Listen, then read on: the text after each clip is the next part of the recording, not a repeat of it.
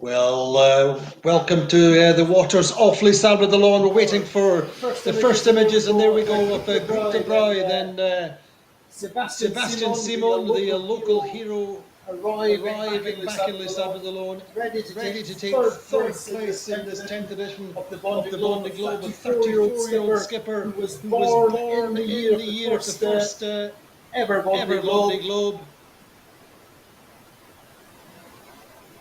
And he's only ever known the Vendée Globe. He grew up in this town where the Vendée Globe started. All the way through his life, it's been in the background. Started his sailing in optimist dinghies off the waters, off Les Sables de Lawn. And here he is coming back. The very first time that a sailor from Les Sables de Lawn has finished on the podium of this historic single-handed non-stop round the world race. Alan Roberts, your thoughts on Seb arriving back in Les Sables?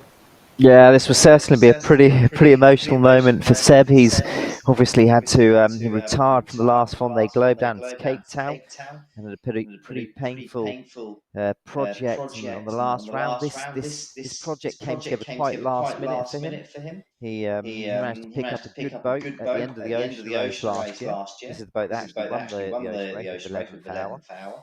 Guillaume Verdier designed boats, and since he's picked up this boat, he's done what's necessary to qualify, and he's definitely peaked here at the Vendée Globe. It's been a fantastic success for him, and it's not been easy. He's had a bit of damage along the route. You can see his starboard foil is completely missing, broken off at the root. So that's obviously impeded him a bit in boat speed in the Southern Ocean on port tack when he would have been leaning on it. But luckily for Seb, most of the way up the Atlantic is on starboard tack, so using his port foil. But already there's a big crowd of spectator boats out on the water, even though it's 20 past 1 in the morning local time here in France. It's been a relatively slow passage down from the Point of Brittany in light airs, but really accelerating now nicely with probably about a mile to go. He's been anticipating this moment for a long time. He's actually known that he would, if he could hold the boat together and not have any problems, then the third place has been his for certainly the last week. Yeah, so it's only a case of bringing the boat safely home, and these are the final moments of his race. And in a way, that's been quite a nice position to know that he's had a good buffer behind him, Andy. You know, it's probably allowed him to mellow down his sailing, which reduces his risk of damage. So it's probably been quite a nice position. The first two are quite a long way ahead, and the bunch behind are quite a long way behind. But for sure, I think still very nervous times these few days, knowing that anything could happen. But he's coming in towards the finish line. As Alan said, retired from the last Vendée Globe. The project came together late with a local sponsor, the Dubreuil family, group of companies. Got this round the world race winner, and since then he's still had a fairly checkered project. Lost his mast close to the finish of the Retourne-la-Basse race at the back end of last winter, which meant that he only just qualified for the Vendée Globe. In fact, he had to come across the finish line under jury rig, suffering from a back injury, which then had him bedbound for 3 months, and really was his back to the wall even at the start of this season. However, he's always shown that he can sail fast ever since he was a kid. And of course, Alan comes away from this race not only with third place, but with the solo 24-hour record, which he set at the 615 nautical miles in 24 hours.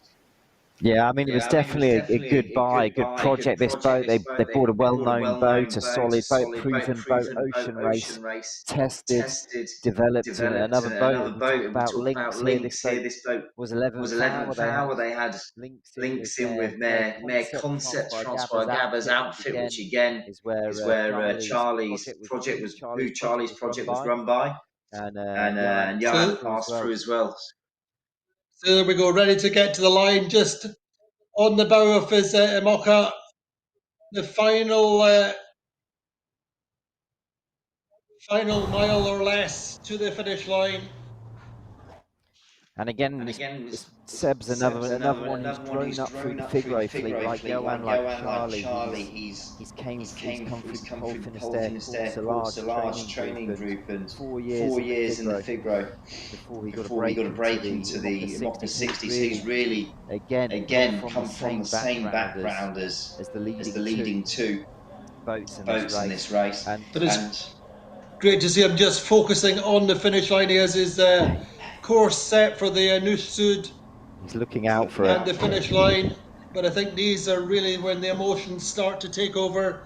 He's been anticipating this for so long, and he knows what adversity and what hardship he's been through over recent years. At one point, not quite knowing that he would get to the start of his second Vendée Globe, and he's already pledged to be back in 2028 with a project to try and win the race.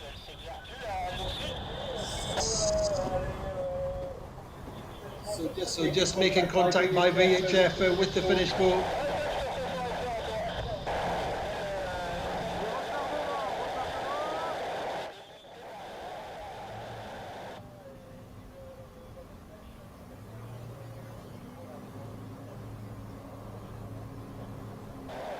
I'm quite sure he will have no regrets about the damage that he's suffered with the losing that starboard foil. He said many times since then, if you'd offered him a third place at the start of this race, he'd have signed up for it straight away. Yeah, it's interesting. Much like Alex, when he lost his foil, didn't lose any places on his second half of the Vendée Globe. It's interesting where a damage or an issue with a boat sometimes can have a massive impact on the race, and sometimes minimalistic.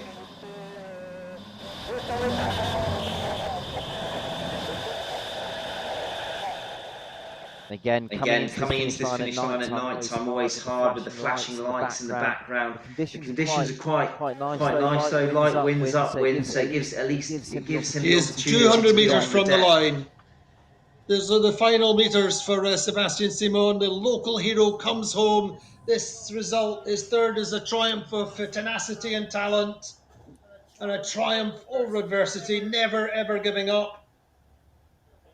Before the race, during the race, and here he comes into the finish line. There we go. Sébastien SImon then takes third place in the 10th edition of the Vendée Globe. The local hero comes home. The job is done.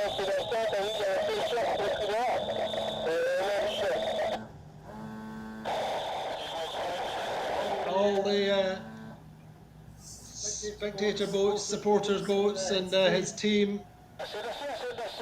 Yeah, I'm sure he'll have a lot of family and friends out there on the water to come welcome him in. Always nice to come into your home port and have such a good result like this. He'll be one happy boy.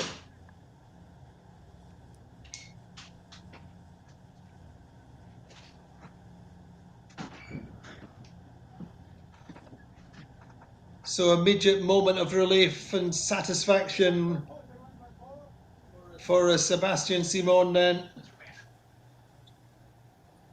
Manages to get through. I say the last few days will have been pretty nervous for him, knowing that anything could happen.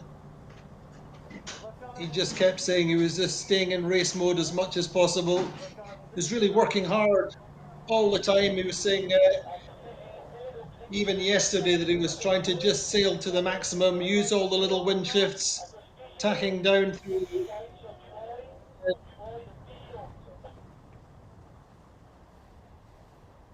Place then for Sébastien SImon, finished at 00:27:37 hours, so 27 minutes after midnight UTC, local time 1:27:37. And there is this team which just came together in July last year, thanks to the support of this Vendée group of companies, celebrating with him now. And I'm sure this is going to be a big Friday and a big weekend in Les Sables alone, as this heroic solo sailor comes back ashore. He'll come into the channel tomorrow around about 8 a.m. But his team come on board, will take control of the boat, and immediately the pressure is off Seb.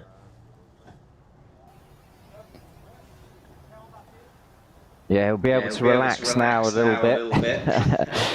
And he's got a few hours to wait till he can come into the channel.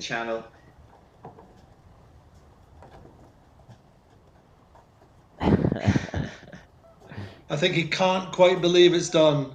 He cannot believe it, can he?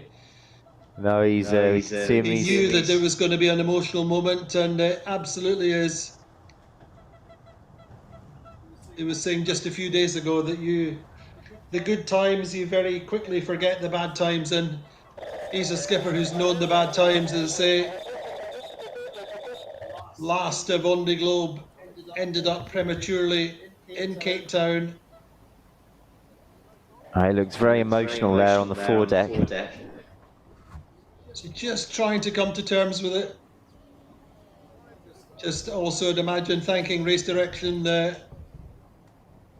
for their work. Keeping an eye on the fleet all the time.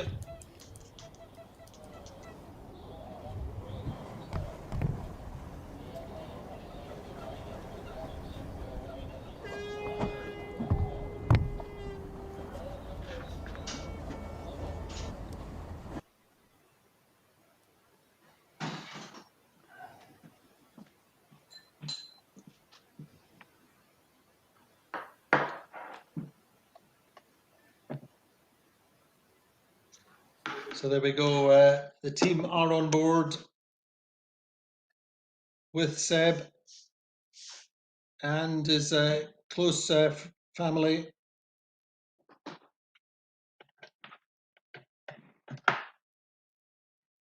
But when you consider what he's been through since the last race, you can understand the level of emotion and the acute satisfaction with the team. When you consider, Alan, that the two other teams that are ahead of them, so Patrick Arkea and massive, huge resources, and certainly both of them been going for quite a long time. And this, I would say, is a team which has exceeded expectations, and in the end has been more than the sum of its parts. Really came in late, but I think the key thing, Alan, has been moving in smartly for the 11th hour for the boat which won the last ocean race. They bought it very quickly after the end of the race. The boat is very, very quick, very optimized.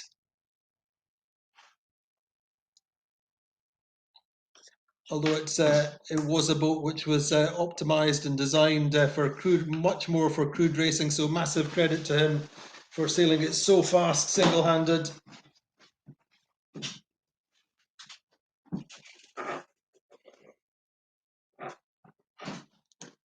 So the key for his race, really, even though he lost that foil, was staying in the big low pressure with Charlie Dallin. He even took the lead after that. He took the lead off Charlie Dallin, then lost out a little bit going round to Cape Horn and Christmas Day, a day after Dallin and Richaume. And then from there on in, it was just trying to hang into the two skippers in front as best he could.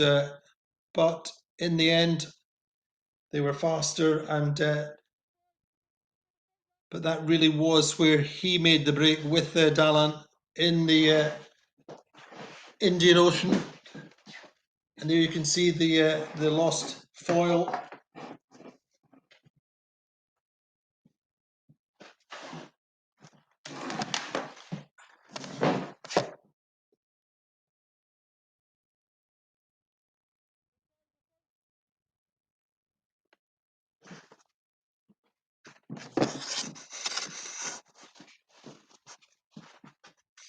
You can see that foil is There's nothing left of it, Alan. left of it, Alan. Yeah, it's broken right off of the root. It looks like it was just overloaded, I guess.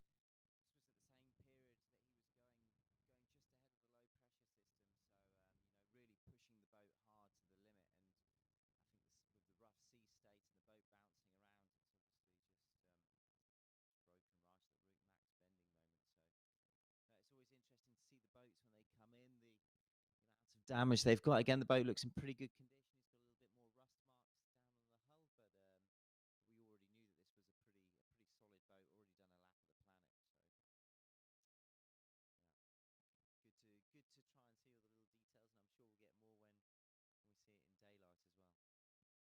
Just to repeat, he will come in tomorrow morning round about 8 o'clock local time, 7 o'clock UTC, and the welcome will be absolutely enormous. Being the local boy who's grown up here, started his sailing here. He won the 420 World Championships in 2013, so only 11 years ago. And what a rise to prominence he's had ever since then. Won the Solitaire de Figaro in 2018, finishing into Saint-Gilles, Croix-de-Vie, just up the coast. So there we go, there's his time for the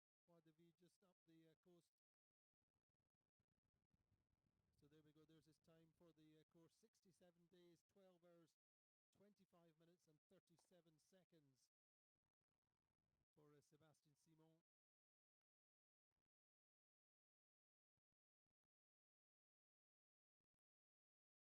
for Sébastien SImon.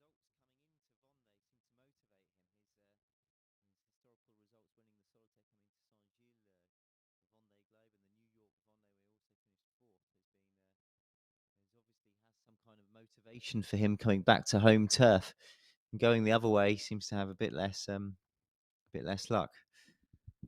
Yeah, for sure. I think that that Solitaire de Figaro win, he left Charlie Dallin in third place. The Vendée Globe winner this time round was in third in that race, and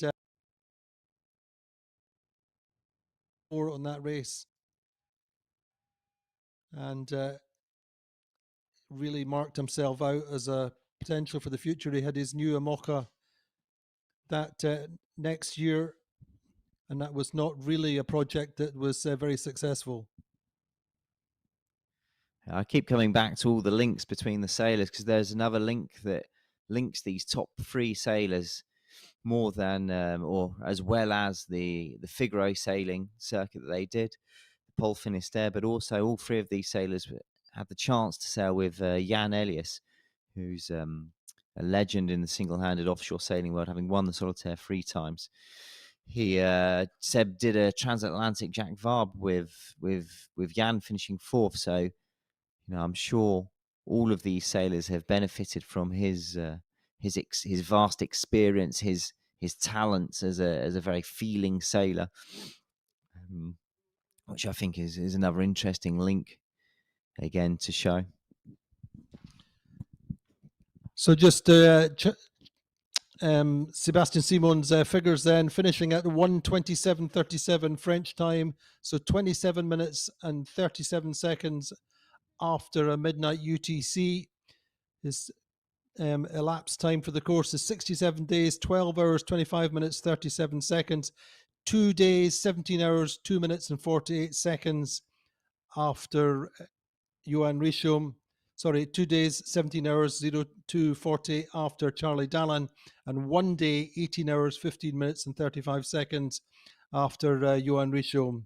He sailed the theoretical course of 23,905 miles at an average of 14.75 knots, and he actually sailed 27,807 nautical miles at 17.16.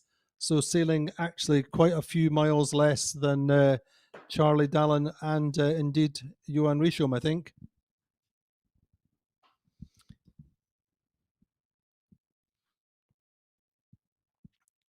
Yeah, I think it's always interesting to look back and see the different tracks of the boats.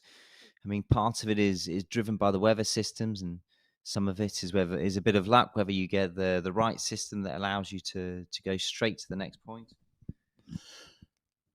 And certainly down, or he was one of the first to pick up the low pressure system coming down off Brazil, and that really was a stage of the race that was definitive, as Charlie Dallin and Johan Richomme told us. That was a really fast, direct route for the race down towards the Cape of Good Hope. And that was really, I think, when we saw how fast Sébastien SImon had the potential to sail.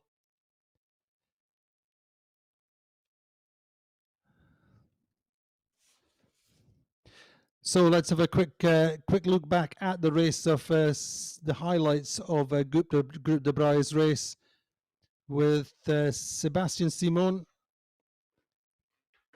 Just having a quick look, a quick flash down his course in a few seconds. So this is the race of Sébastien SImon. 4 ans après une première participation avortée, Sébastien SImon, l'enfant du pays vendéen, repart à l'assaut de la course de ses rêves. Dans la descente de l'Atlantique Nord, il tient fermement sa place dans le groupe des bateaux leaders. Il passe l'équateur en 7e position. Grâce à une dépression brésilienne qui tombe à pic, Sébastien SImon entame une descente vertigineuse vers le cap de Bonne-Espérance. 6 concurrents jouent à battre des records de vitesse et le Vendéen fait plus que participer. Il affole les compteurs en franchissant la barre des 600 000 parcourus en 24 heures en monocoque et en solitaire, 615 000. Parce qu'on a mis la barre très très haute, on avait les conditions pour ça. Et voilà, j'espère que ce record, on va le garder encore un petit moment. Cette descente infernale et magique à la fois le mène au cap de Bonne-Espérance, celui-là même où il avait dû s'arrêter il y a 4 ans. Le début de l'océan Indien le voit batailler avec Charlie Dallin et Johan Richomme. Une dépression australe très violente se présente. Dans le sillage de Charlie Dallin, Sébastien SImon choisit de fuir par l'est, une option qui pourrait permettre de créer un écart décisif avec le reste des concurrents. Encore faut-il ne pas se faire rattraper. La mer est très formée, ça va parce que la houle est assez longue, mais quand je suis allé prendre un riz tout à l'heure, c'était assez impressionnant. Il tient et passe le cap Lewin en 2e position.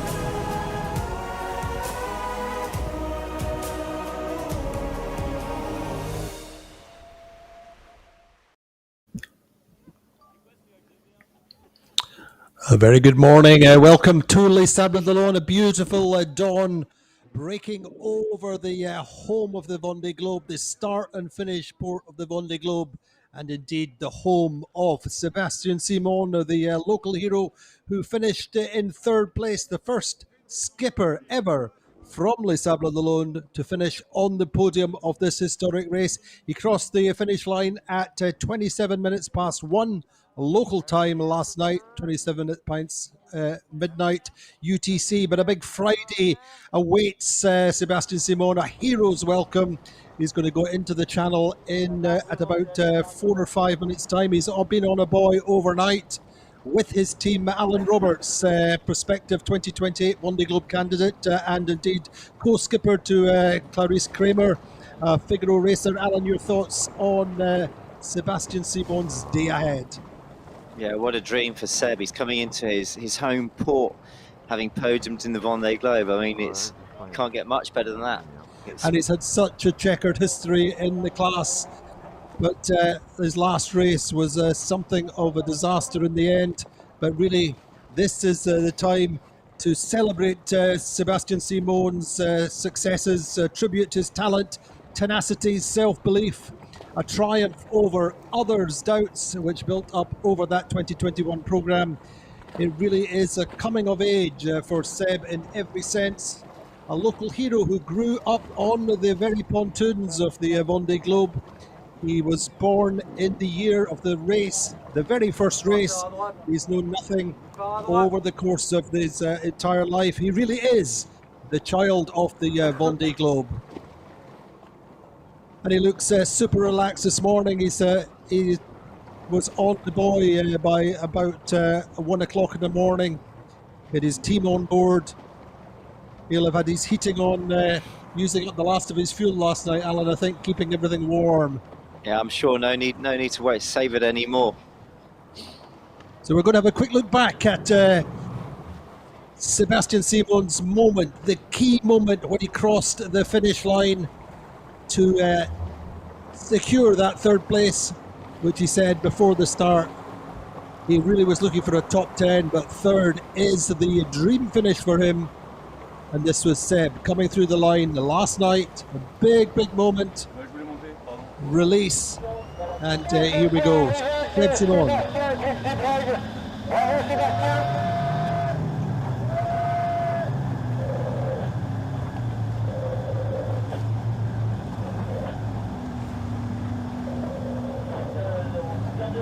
So such a moment of release. The tension just dissipates progressively, but a real personal victory for Sébastien SImon.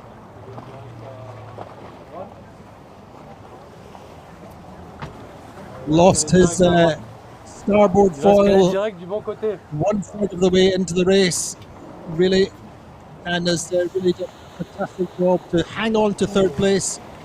The key, I think, was the Big Depression. He stayed with Charlie Dallan, stayed the course and managed to build up a sufficient lead, the two of them at that point, certainly, to get away from the main peloton. And that is a lead over the group behind her, now a week behind.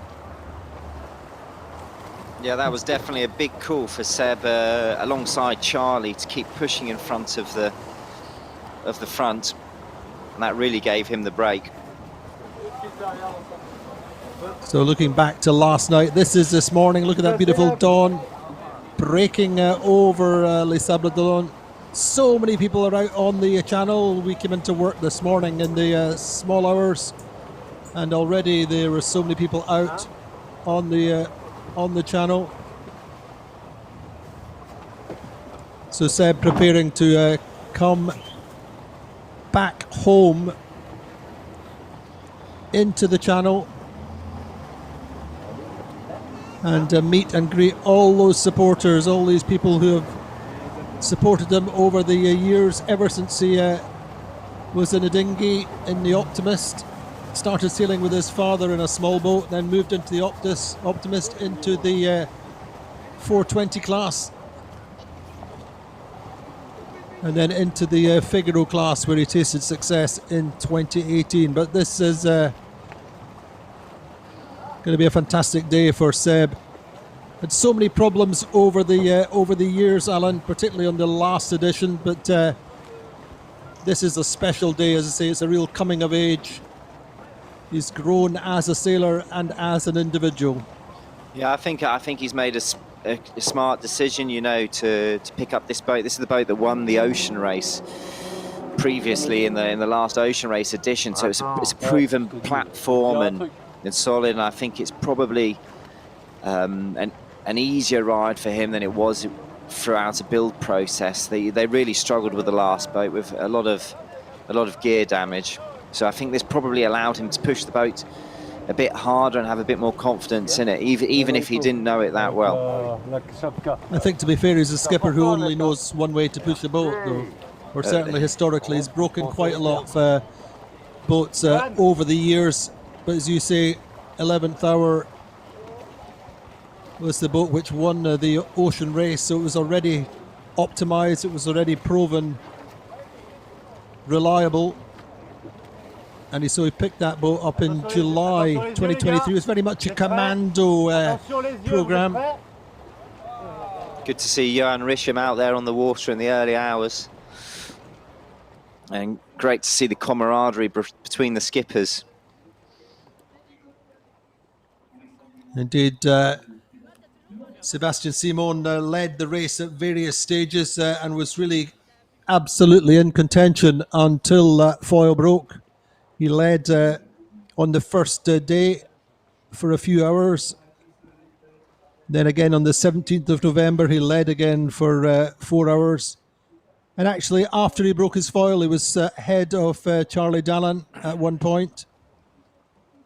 But then after that, he really kind of lost the miles to Charlie and Johan. What is really interesting to me, Andy, is to see, contrary to what a lot of people have said before, this is a boat that was designed for the ocean race. And a lot of people have said, boats that are designed for single-handed racing can't do well in the ocean race. Boats that are designed for the ocean race would be a nightmare for the Vendée Globe. But he's just gone and proved them wrong, finishing third with this boat that was an out-and-out design for the ocean race. It's very spacious in the cockpit, but it still remains the same platform in the IMOCA 60, and a fast one. Indeed, but supported by the Dubreuil family group of companies who have supported him directly since his Figaro days in 2018. They were a smaller sponsor of his last programme, but they stepped up to the plate, celebrating their 100th anniversary. A diversified group of companies who are in construction and the motor industry, now own a couple of airlines. But the Dubreuil family have been big supporters and had faith in Seb all the way through and stepped up when he was really at his 11th hour. Really, it was back in July 2023 when he got the signal that they could go ahead with the programme. They picked up this 11th hour boat, and ever since then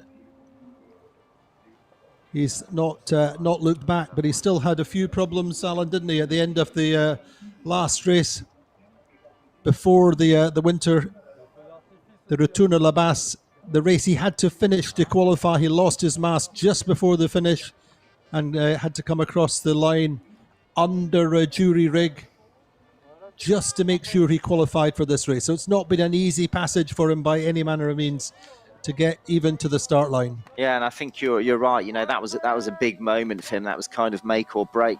One for the qualification, but also psychologically as well. You know, he's had so many issues, so many breakages of his boats previously in the IMOCA and the Figaro. You know, he really stepped up to be able to force himself to get the boat across that line. It was only the last 20 miles or so, but, you know, it was a huge psychological hurdle to overcome.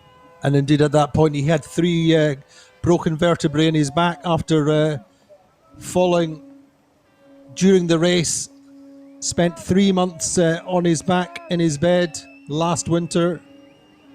And everybody else was optimising their boats and working on their fitness for this race and for the 2 back-to-back transatlantics earlier on in the season. So these are the things that have made him tougher, made him stronger. It's interesting to see that the state of the boats is a bit less. It looks a bit more like it's done a Vendée Globe than Massive or or Patrick, we see a bit more damage on the sails, a bit more wear around the boat in general. But he looks very relaxed today, and looking forward to a long day of media celebrations, and he will be reunited with his little dog Chiffon, who's his constant companion. Look at the support he's got there, the local boy coming back home. Seems to be a bit of a trend, the big heads printed out on cardboard. Indeed, and why wouldn't you? But yeah, we know that these some of these people have been out on the channel since the early hours of the morning, just making sure they have the best possible vantage point to welcome back their local hero. And I think one thing that we haven't really said yet, Seb finishing third in this Vendée Globe also makes him the third quickest IMOCA around the planet. You know, it's still an incredibly impressive time, and a real testament to the new generations of boats.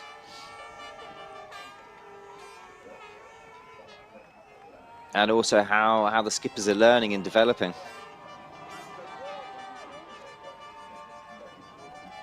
So just first light then as we go into the channel. Another cold, chilly morning. But Seb will not be feeling any of that. I'm sure he will be recognising a few faces as he comes down the channel. Even last night, some of the locals were out preparing their celebrations, how they wanted to mark the return of Seb. Grew up, I say, in Les Sables d'Olonne, still lives 3 or 4 streets back from the main beach in the house which was his grandfather's. And Seb is, much like the others, followed a very similar pathway. He's an engineer. He's come through the Figaro class, through the Pole Finisterre, and he's done the hard miles and worked really hard to be here. But I think, Andy, you've got a good fun fact to give us, haven't you, as he's sailing back up this channel? Indeed, he's been up and down the channel 4 times, obviously, in the Vendée Globes, certainly, and he's been in and out on Figaro races, but he's the only skipper in the Vendée Globe to have swum up and down the channel, training and indeed in the Les Sables d'Olonne half Ironman, which he took on to step up his fitness in the earlier part of the year. He finished very creditably, just 20 minutes off the winning time. He's a superb athlete, big cyclist. Last summer cycled down to the Pyrenees and back as part of a charity ride.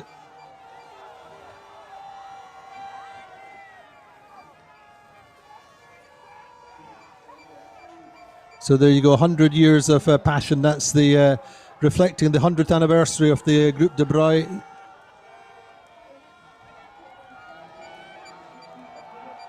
What a passionate welcome he's getting, as you might expect. And what a perfect day. These first 3 boats have been so lucky with the weather, sitting in the high pressure system. They're really engaging with the crowds there now, sharing this moment with them. That's what it's all about, you know. 66 days at sea solo, and now he gets to share the passion and share it with the followers.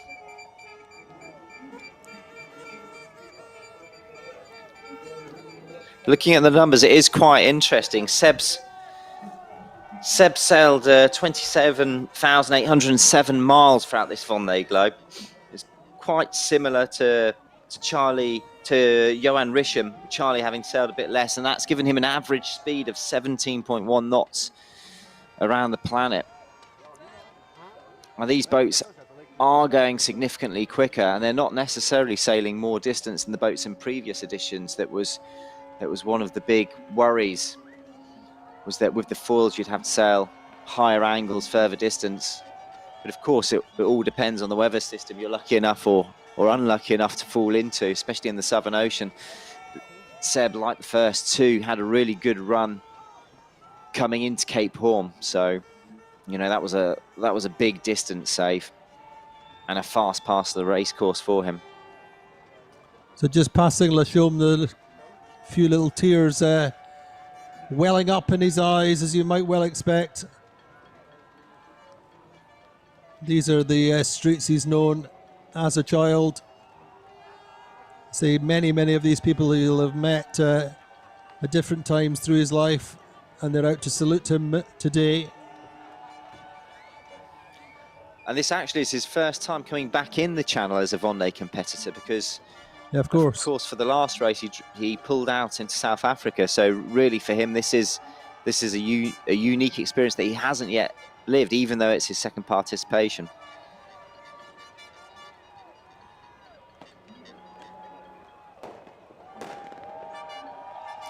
So in the flares, this smoke flares start to go off, and I think this welcome is going to get louder and more raucous the closer he gets to the centre, to the heart of the town.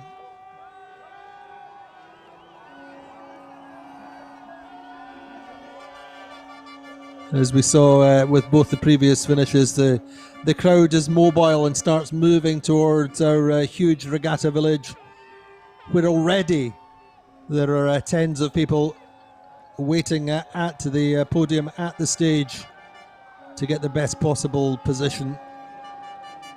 The Vendéans really behind Seb here. It's great to see them all out. They must feel so connected, because this is the home of their race, and to have a homebred skipper, having competed, finished and podiums, I think is something that they're and of course obviously Vendée people, and indeed Les Sables d'Olonne, or Sables people, are super passionate about the race. They know the intimate details, the intricate details.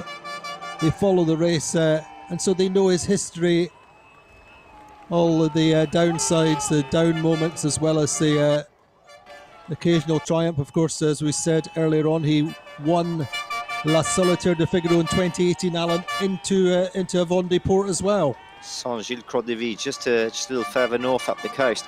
But he does seem to have a good track record, as we were saying earlier. Every race he's finished coming in towards Vendée, he always seems to achieve a good result. And every one that he sails away, he seems not so good. seems to struggle to finish. But I mean, fourth historically has been a good position for him. He was fourth in the last Vendée when he broke his port foil. And not just the foil, it was a very difficult break. And the key thing was the foil well was damaged. There was water coming into the boat. And at that point, there was no possibility of carrying on. And so it was really devastating for him that point, particularly, as I say, because he was fourth. He was showing well in a very, very tough field, very tough conditions at the time.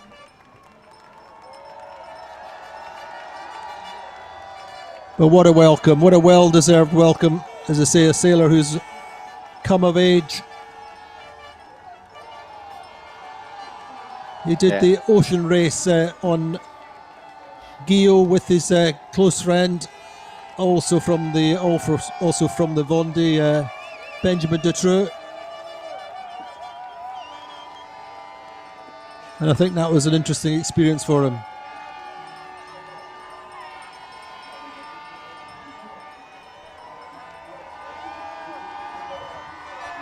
As I said, yeah, just the further he gets into Les Sables d'Olonne, the further he gets into the town, the bigger the welcome, the louder the cheers. Yeah, it's great. So there's so he many just people. Can't quite believe it. Even now, it's one of these things, you know, he's dreamt of as a kid, competing in the Vendée Globe, and perhaps even visualized a moment of it like this. But when it happens, the emotions just take over.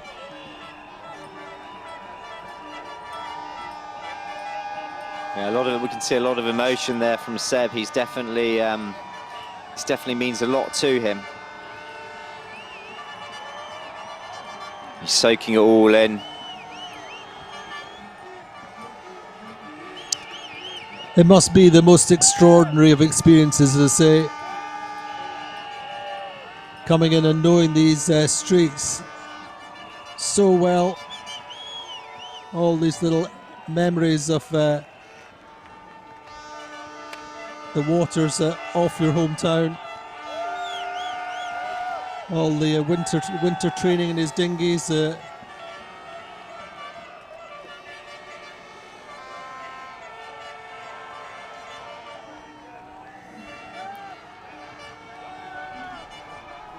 But this is really what makes it all worthwhile. Certainly the adulation from the local town people, who I'm quite sure, even though they love him, they must have had their doubts at some times.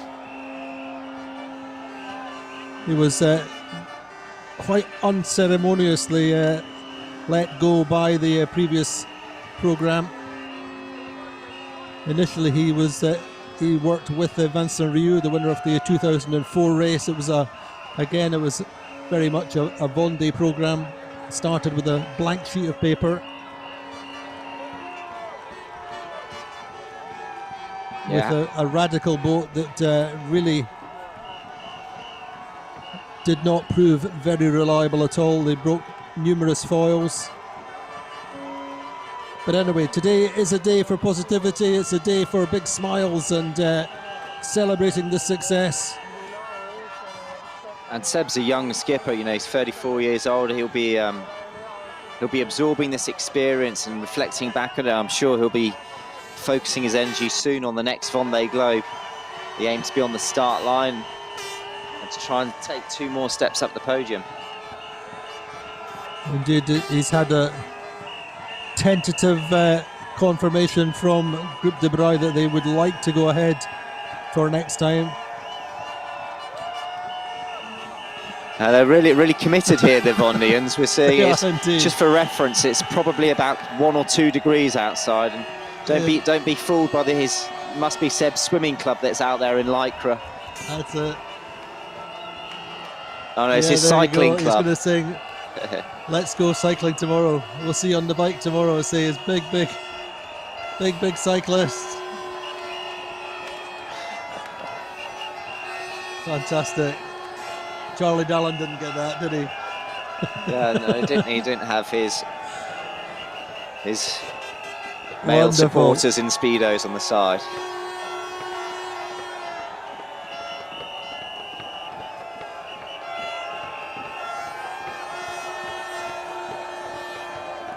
So these are his homies, these are his friends that he will no doubt spend some time celebrating with.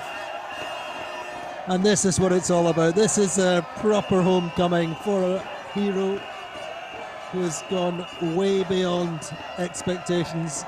He is really the surprise story.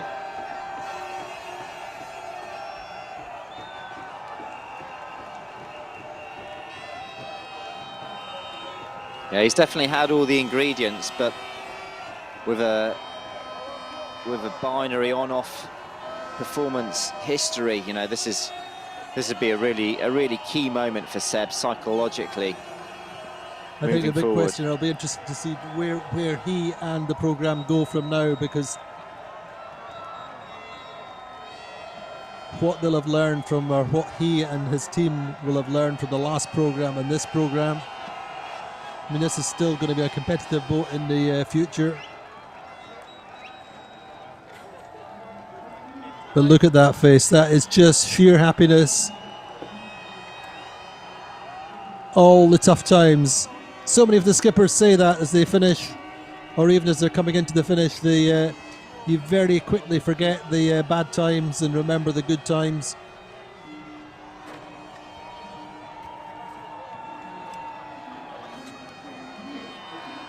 As you said, Alan, great to see Johan Richomme out on the water. That's a proper solidarity out on a chilly morning. I think that moment when they make eye contact this morning is so important. And you've just spent the last 65 days single-handed offshore, and actually they share their social media with us, and we get a small snippets and insights as to what's going on, but really the only other people on the planet that know what it's like, are the fellow competitors that sailed alongside you, that felt the gust, that saw the clouds, that suffered the pain and taste the success at the end. They're the ones that know, and that eye contact, as you say, Andy, tells the whole story. They know, and they know each other. They know what each other have been through, and whatever is said on the dock as they land, they'll be interesting and insightful. And but really, that first eye contact, it's like, I know, and well done, Seb. You don't need words in that situation, but of course they're all such a close community. All the top skippers raced against each other in the Figaro circuit, and all generally live in close and race all the same races. Yeah, you end up getting to know each other pretty well, because it's not only the races, we've all grown up in the similar training ground between Laurent and Port Lefort. So it's all those winter days and nights out at sea, the debriefs on shore, the fights to arrive at the finish line slightly ahead of your competitor. You get to know your competitors inside out, how psychologically how they work.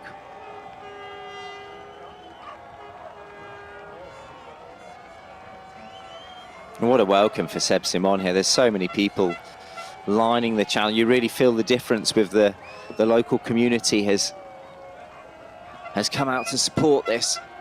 They feel this is their horse, this was their runner in the race, and he's done them good. So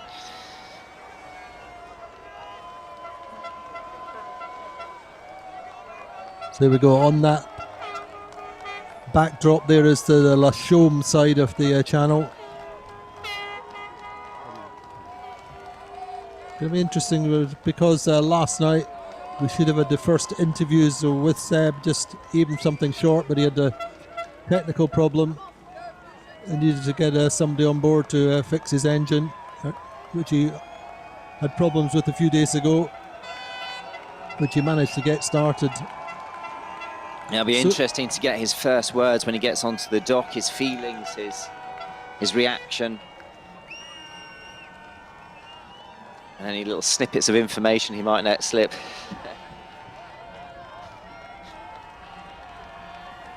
But he said himself, I am the child of the Vendée Globe. And he's spoken a few times over the course of the race about the Vendée Globe spirit that lives within him, that drives him. And I think that's, as much as anything, what has kept him going through the tough times.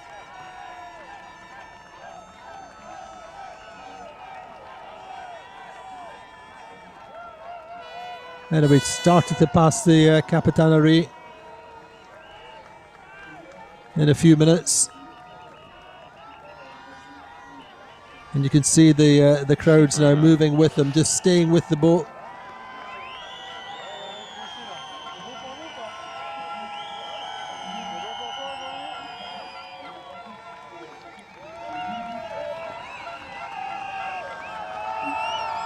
And of course, in his pocket, to his credit, is the 24-hour solo speed record, which I think might stand for a while, Alan.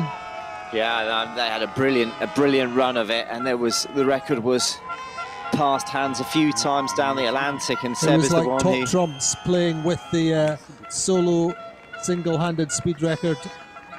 And Seb's the one who came away with the cherry on the cake, which would be a really nice result for him. And also nice for the 11th hour team, and confirmation of their work that they did. You know, it's they built and developed a fast machine, and it's not only proved itself as a team boat, but also now as a single-handed. Indeed, of course, the boat was developed and project managed by Merconcept, the same organisation which manages Charlie Dallin's project originally for the 11th hour project. Guillaume Verdier design. So a huge amount of experience got into that boat originally for 11th hour, which for sure contributed to winning the ocean race.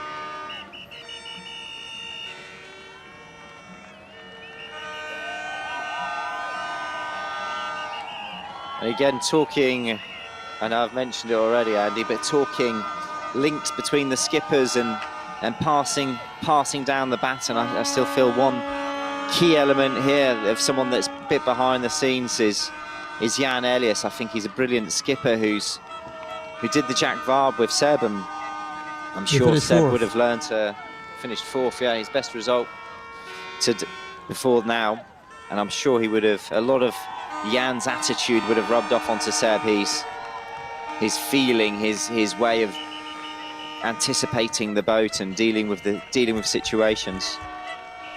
And that's the same co-skipper that Johan Risham had leading into this Vendée Globe, and Charlie he was his replacement skipper. All these big programs have a replacement skipper standing by in case anything happens. And yeah, and it's more than a replacement skipper. It's, you know, it's really a second brain in the project. It's a second set of eyes that look at the boat in a certain way. There's a certain way of looking at the boat that, you know, when you're a short-handed sailor, you know what's possible and what's not possible, and you draw off the database, the experience of guys who have done it before and who see the boat in a similar way, but equally in a different way.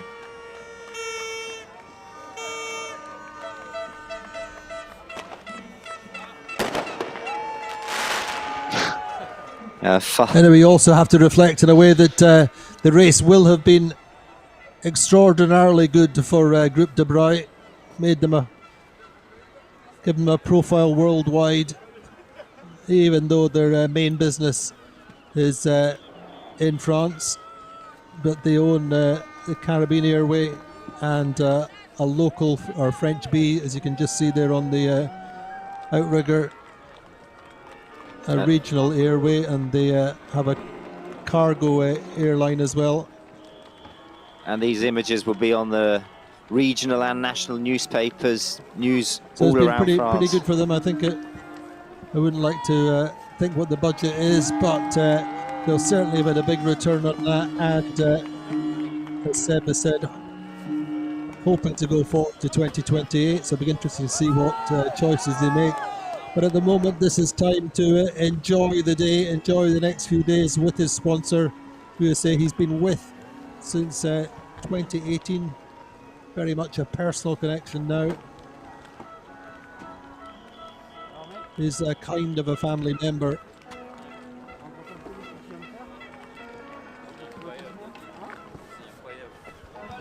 Hearing the only word I can hear coming out of Seb's mouth is, "This is incredible. It's incredible." But it's been fascinating to watch him all the way through the race. He's grown in confidence. His communication has been fantastic all the way through. He's always told us how it is. Didn't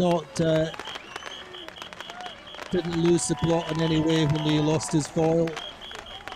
Was resolute and knew exactly potentially what he could lose in terms of good potential where and when on the course.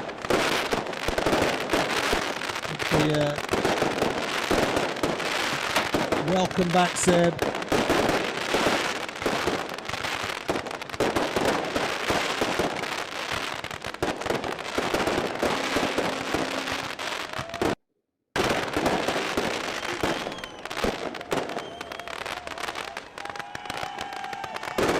The perfect salute to the homecoming hero. Just pauses to enjoy this moment before he comes into the Podium arena.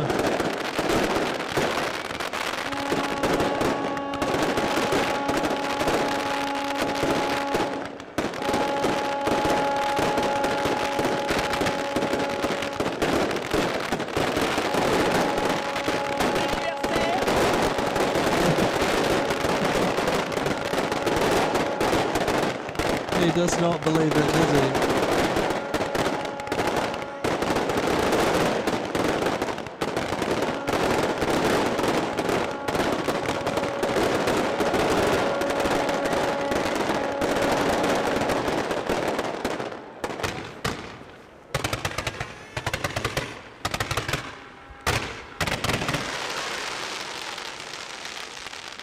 What a wonderful salute. The V for Vendée there at the end. Indeed. And he is the child of the Vendée, the child of the Vendée Globe, who really has grown up and delivered the podium.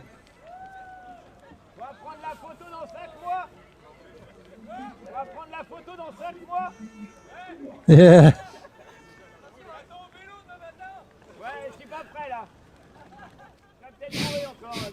Unfortunately, I don't know that guy's name, but he's a local guy. He's taken photographs of all the Vendée Globes that I can ever remember. He's always here. Bernard. Bernard. Yeah, every Vendée, every Figaro race, always takes the drives down. He watches the start in Les Sables, drives down to Ile-de-Ré Bridge and snaps the shots under the bridge. Very passionate about the sailing world, the skippers, and it's great to have people like that. And there's the catamaran of Michel Desjoyaux there. Prime position in the port. Clearly didn't have a charter today. All closed up. Interesting facts there, Andy. That was my house for several months. Oh, is it? I lived on board the boat. Gabi, t'es fier d'avoir construit ça? T'es fier d'avoir construit ça? What he's saying is proud of. Je vais avoir des problèmes, c'est qu'on est en live. Faut demander à Gabi s'il est fier d'avoir construit ça. Gabi, c'est ton œuvre?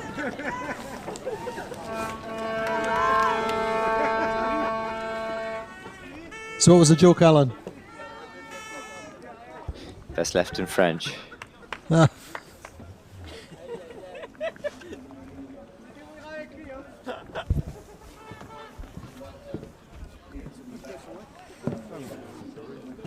The sun rising over Les Sables, a little on there.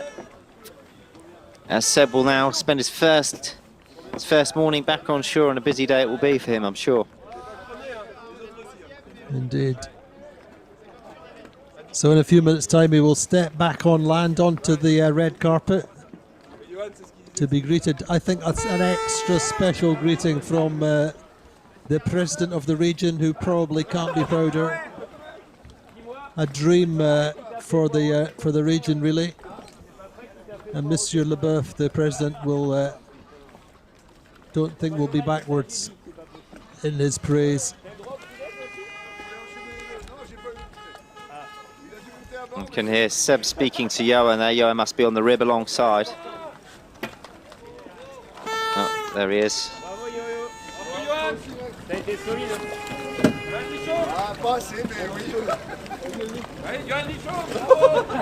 He's on board the race direction rib. Bon, sacré truc, hein. Ouais. Heureusement pour lui. Ouais. Ah bah ça m'a bien aidé. Il serait revenu quand même. Ah, t'as été pas mal peut-être. Ouais.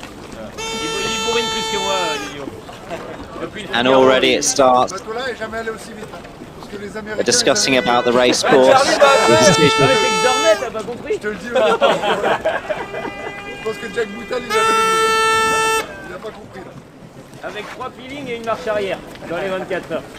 Ah oui. Ah ouais? Ah tu l'avais dit, ouais. Un gros truc dans la quille, ça marche plus. Hop, marche arrière. Je suis plus qu'à 25 de voyage. C'était quelle version? There in the rib alongside Johan is Fabien Delahaye, another figurist extraordinaire, another protege of the massive program, now working on the race control for this race. And I think Seb and Johan just talking there about the 24-hour record. I think he was saying that he did 3 sail changes during his record period, and a back down, as he had something that caught on the keel. So I think even then on the record it was 35. At that point, his record was 35 miles faster than Johan's. So it does beg the question how much faster they could go if we did 3 sail changes and a back down and still sail 615. That's for sure. There's more to come out of these boats. Ben, en fait, elle était cassée quand ils avaient déjà cassé la première peau. Ah oui, c'est ça. Ah oui, bah oui, bah oui. Donc, mais pour moi, il était éprouvé le foil. Pour moi, il était déjà éprouvé le foil. C'est pas un sujet. He's saying it was Les already. problèmes qu'ils avaient eu, c'était le shaft, c'était pas le coup. Saying the problem's the shaft. Ben, je sais pas, mais le résultat est là. C'est pas inintéressant.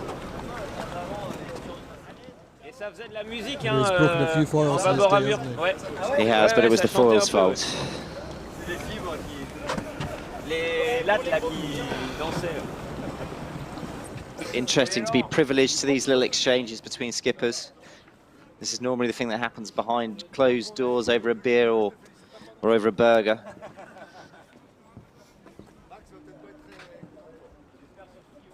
They're talking about the 24-hour record that Seb set, and also talking about breakages and small parts of the race courses, decisions, and as I was saying earlier on the entrance to the channel, these are the people that they want to share with. They're people who you want to know what sales your competitors had up, what decisions they made, what drove them to do what they did, and only the other skippers can really answer that. Anyway, of course, everybody who has a boat docked here with their privileged position will be able to be on board this morning and greet Sébastien SImon as he comes back into his home marina.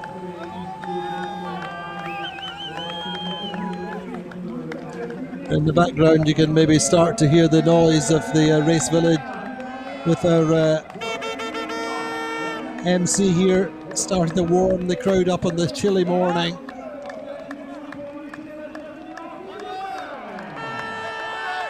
Merci d'être venu. Thank you for the welcome, he's saying.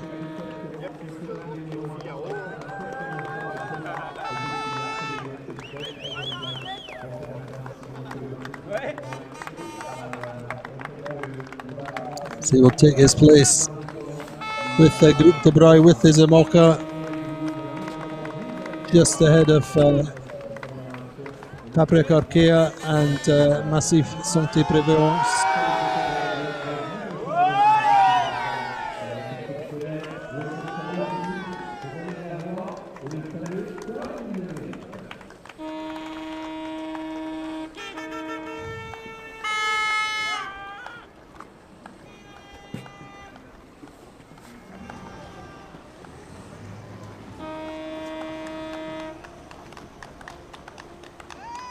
It's a long old way up the channel to the pontoons, Andy. It did tell us a little bit about his race, just rerun some of it and tell us what you think were the key moments. Obviously, he was going quite well in the North Atlantic coming down. He led, I think, on the first day, and then a few days later, he was generally in the match, wasn't he? Yeah, he led out of the start pretty much, crossing the Bay of Biscay. So he was straight away in the front runners, pushing hard, and that doesn't surprise me. He's a top figurist that knows how to keep the rhythm going, and for sure he likes to be at the front of the fleet. So he kind of, as they exited the Bay of Biscay, he had a nice run down. He was right in the middle of the packet, and then very quickly, as they got across the equator, he established himself in that leading bunch of 10 boats. And with the extraordinary boat speed we saw from him, that really helped him pull out, or pull out from the middle of that bunch and into the top four boats, alongside Charlie Dallin, Thomas Rioux, and Johan Risham. He really hit his own in the south, wasn't it? That point into the big low when he got ahead. Second round, Cape Horn on Christmas Day. Exactly. And from there on, I think he was already established himself into third place, and really the margin only built in the South Atlantic, particularly after Cabo Frio. That was really the point that the three really got away and built up this big gap. We're expecting the fourth place boat in about a week's time. So here we go then, Sébastien SImon coming back onto the dock in the next few minutes. Final salute from supporters on their own boats. Yeah, for me, really, the big decision in his race was to go with Charlie or to go with Johan, and I think it really paid off for him to go with Charlie. It was a risk. It was kind of make or break, win or lose, and he kept with him. He did lose a foil in the conditions. I think it was pretty full on for them out there on the water with the wind and the sea state. And that's the risk you take. You push the boat hard, you go fast, you slam in the waves, and he broke a foil. There we go. There is the legendary Chiffon with Alexandra, his wife, the legendary Chiffon, who also has grown up and is much better behaved now.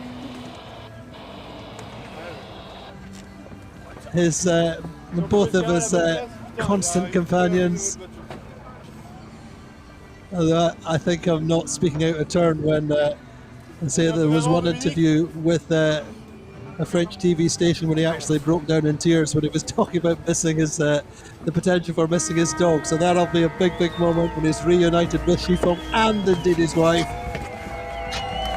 But that's coming up in a few seconds. Is this the first dog to have done the Vendée Channel? I think this will be the first dog to win a podium. For sure, but it's a little thing. So many of the skippers have their dogs. But this is all Sébastien SImon. It's all about the homecoming. It's all about coming on back on the shore, welcomed by his hometown supporters, fans, friends, family.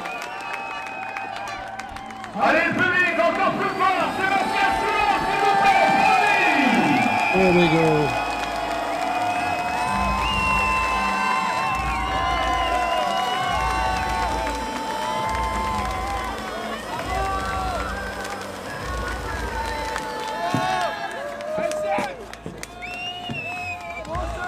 I think this is going to be interesting whether he stays or whether he steps up onto the pontoon, as we saw with Johan Richon the other day when the tears are coming.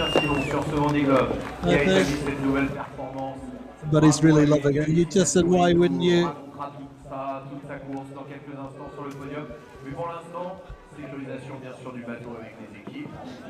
And this would be the reuniting of the podium, the final step. Filling up. It's quite interesting as well because he's unlike I think both the previous skippers. They really were a little bit on edge, and when you saw Johan Richon. Sébastien SImon, du bruit pour lui.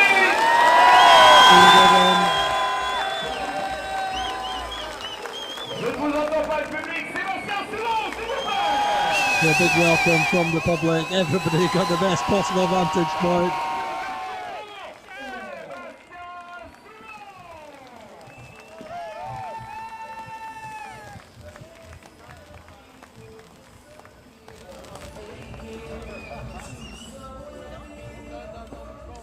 And yeah, he's coming off onto the pontoon straight away.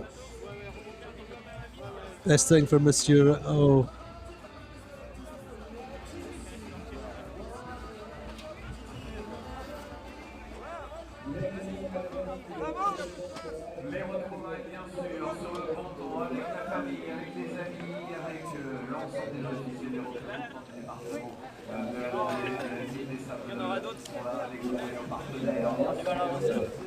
It's a very emotional moment for them. And Mr. Leboeuf will give him the champagne and welcome him back. Officially president of the region. Welcomes home the region of the town indeed.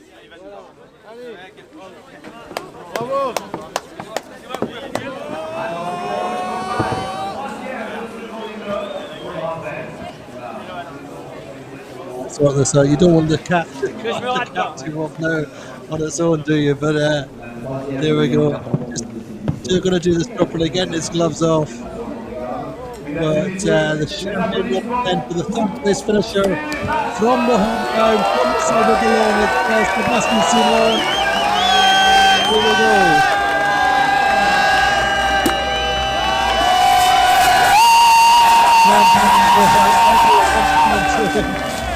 And for his team, I'm quite sure.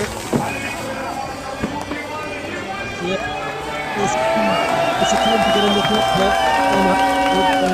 What a fabulous moment.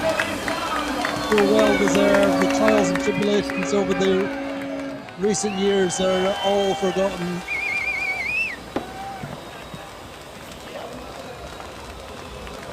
Bravo Seb. So these will be the first words I think we'll hear in a few seconds from Seb as he comes off the pontoon to be greeted. One advantage of not having a foil on the starboard side is get a lot closer to the pontoon. Anyway, Patricia Brochard and co-president of Sodebo.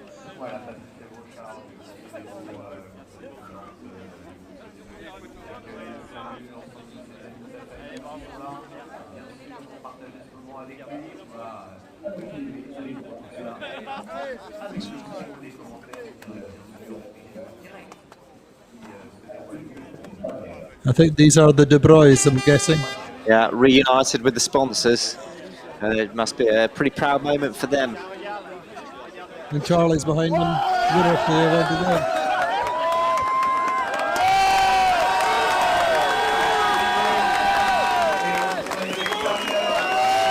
Top three skippers in this 10th edition of the Vendée Globe: Charlie Gallen, Johan Richaud, and now Sébastien SImon. Pro 3 podium finishers. The podium is complete for this edition.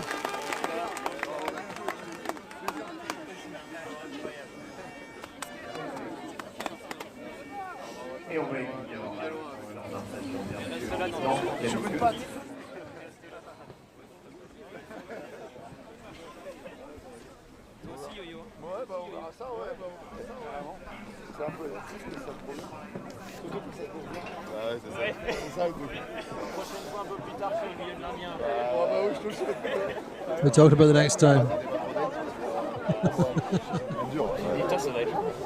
Surtout que tu devais angoisser de te faire bouffer par les autres, hein. Pire encore. J'ai eu l'impression d'un remake il y a 4 ans moi d'abord. Et après. Ah oui, c'est vrai qu'il y a 4 ans, tu en avais bouffé un aussi. Là. Ouais. Chapeau d'avoir mené à ce bateau qui est quand même fait pour l'équipage en solitaire. Là. Ouais, parce que je disais, parce que les Américains ils sont deg, hein, le bateau est jamais aussi vite. C'est vrai, ils sont blagues. Il faut dormir, c'est ça le secret. Tu lances le truc, tu mets le pilote et tu vas te coucher. Après, quand il est lancé, il va vite. Il va vite, ouais. Non, il va vite. J'ai une autre d'ailleurs, c'est que j'ai perdu les ogives de quille aussi. Ah oui. J'ai eu la boîte sous pression. Ah oui. Tous les trois? We're discussing the smaller issues that they have on board, the dependencies of the boat. This is what interests these guys. Is how does your boat react to conditions? What worked, what didn't work? What were your challenges? What didn't you tell to the camera?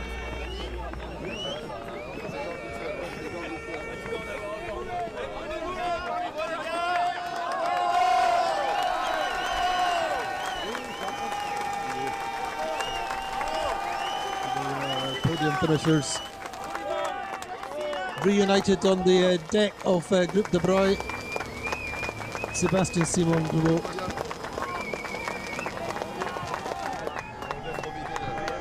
huge amount of mutual respect between the three of them.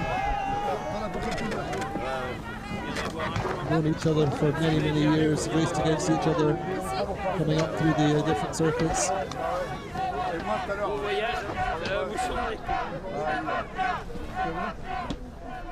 That 2018 race, La Solitaire, that Seb won, Charlie Gallen was third.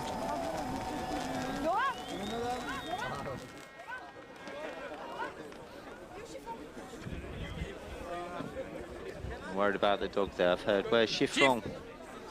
Chief. Ouais. L'équipe. L'équipe. On fait une photo. Allez, venez. He's going to do his official team photo first before they come off, and it's a great team.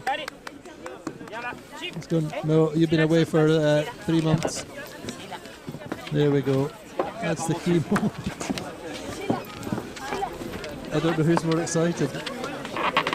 I think the dog doesn't want to know, as you might expect. However, Magique, merci beaucoup. So Magical moments for Seb SImon. Coming into his home court, Les Sables de Long. And he's chasing his dog around. It's almost like it doesn't remember him, Andy. no, I think like Must be the lots of smell. dogs have. Absence makes the heart grow fonder. C'était un accueil génial. Je pensais pas, je voulais même pas m'imaginer quoi que ce soit pour voilà, pas être déçu. En plus, je suis quelqu'un d'assez discret d'habitude, donc j'ai eu un accueil extraordinaire tôt le matin, à part un froid polaire. J'ai jamais eu si froid pendant le Vendée Globe. La dernière nuit à bord a été presque la pire. Mais bon, c'est incroyable. J'en garderai des souvenirs mémorables et j'ai hâte d'être dans 4 ans. Raconte-nous cette émotion, c'est vrai que tu as été frustré par ce foil, mais tu as eu le temps quand même de préparer cette arrivée parce que tu savais que derrière ça ne pourrait pas revenir. Ben, ça a été une course, déjà c'est allé très vite, j'ai l'impression qu'on est parti hier, c'est ça qui est fou. Et feels like we only left yesterday. The course went really quickly. Il y en a eu, notamment la casse de ce foil qui m'a... Human's very good at forgetting all the hard moments, notably the break of my foil.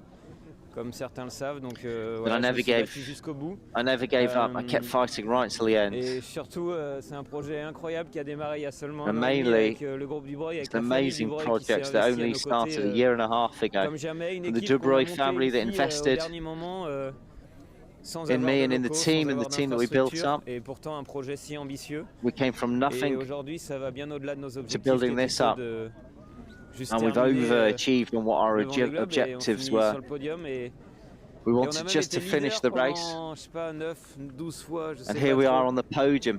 Et c'est quelque And chose within de that, we're fabuleux, c'est une even expérience extraordinaire. we were right at the top, Et led ça the me donne race une for seule envie, moments. c'est de revenir What a dans 4 fabulous, ans. fabulous Paul-Henri experience, m'a and it just annoncé gives me vouloir me more suivre et c'est quelque chose d'extraordinaire. more C'est un ambition gage to de be confiance here et in je peux 4 que le years' time. remercier avec toute sa famille. Quand I j'ai can't vu thank Charlie the arriver, j'ai eu Dubreuil un moment family d'émotion enough. parce que je suis un compétiteur avant tout. Je fais pas les choses pour l'aventure, c'est pas ce qui m'intéresse. Je fais ça pour le sport, la passion. Et I do quand this for j'ai the vu sport, l'arrivée the de Charlie, passion. I'm a j'étais content competitor pour lui. before Je pense qu'il anything. le mérite. Je connais Charlie I'm not an depuis qu'il fait du adventurer. Figaro et I'm only here because I want to race. j'ai énormément de respect pour lui. Je l'ai battu en 2018 sur la solitaire du Figaro. Je pense qu'on I had a lot of respect for Charlie. Watching him come to the finish, he's a brilliant racer, and it's not by chance if he wins this race. Et pouvoir me battre à armes égales dans 4 ans.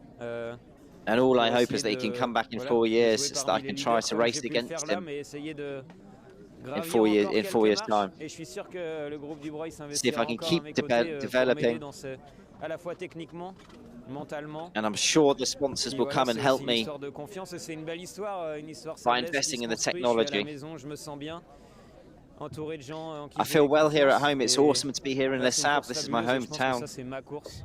Le Vendée Globe, il est And à this moi, is a il est à fabulous personne d'autre. course. Je suis né avec cette course et je l'ai dans les tripes. This is my course. Et même avant d'arriver, I was j'ai born envoyé un here. texto à Alex en lui disant bah, je suis pas arrivé mais j'ai déjà envie de repartir et je veux m'investir et tout sacrifier encore pendant 4 autres années pour donner le meilleur de moi-même et And I already sent a text to the sponsor saying that I'm ready to go again. I'm ready to sacrifice everything. le chemin il And I a want été to win long, it. il a été en dents de scie mais c'est peut-être ce qui fait aussi que ce que je suis aujourd'hui. It's been a long route Voilà, to get quelqu'un, to where I am qui here n'abandonne today. jamais, qui est déterminé, qui baisse pas les bras, But I never même, give up. même quand Keep les choses fighting and peuvent never drop my paraître arms. catastrophiques. Voilà, j'étais Even là il y a in the 4 biggest, ans et j'ai abandonné le Vendée Globe in en the 4e hardest position. conditions. On a souvent dit que voilà, j'avais pas de chance, etc. Je pense que la chance, elle a rien à voir là-dedans. C'est une question de travail, de volonté. Des fois ça le fait, des fois ça le fait pas. 4 years ago, I dropped out of the Vendée Globe. A lot of time was no, it was bad luck. Rien au monde et mon parcours non plus. I don't think it was chance. I think it's parfois work. difficile, parfois douloureuse. Mais aujourd'hui, c'est une 3e It's place been au 4 Vendée Globe marvelous years.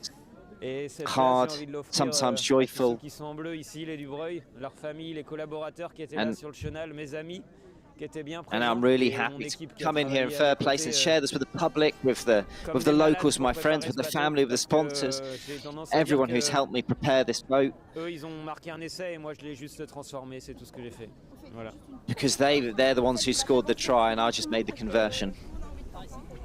Et voilà, et on va continuer là, il n'y a pas de problème.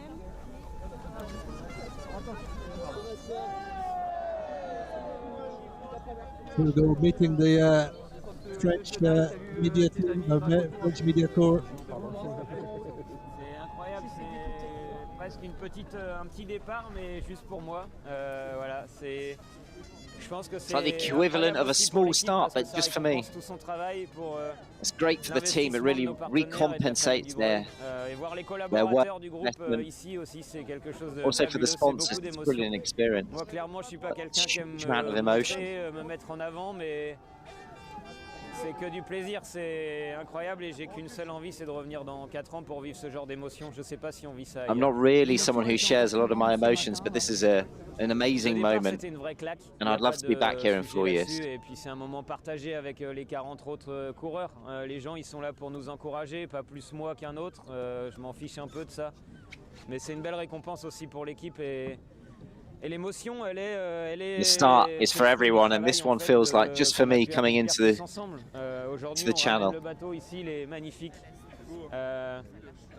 Il nous manque un foil et pourtant on finit 3e.